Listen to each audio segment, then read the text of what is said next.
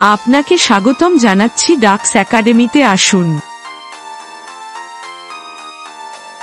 আপনাকে স্বাগতম জানাচ্ছি ডাক্স একাডেমিতে আসুন।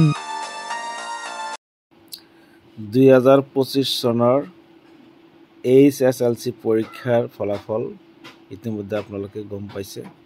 তাৰে আমাৰ ডাক্স একাডেমি 01ৰ ফলাফল 16 জনৰ ভিতৰত 16 জনেই ফাৰ্ষ্ট ডিভিজন, এজনে অলপ মাৰ্কৰ কাৰণে ছেকেণ্ড ডিভিজন পাইছে আৰু এজন ডিষ্টিংশ্যন, দুজনে ষ্টাৰ মাৰ্ক আৰু চেণ্টাৰ টপাৰ হৈছে।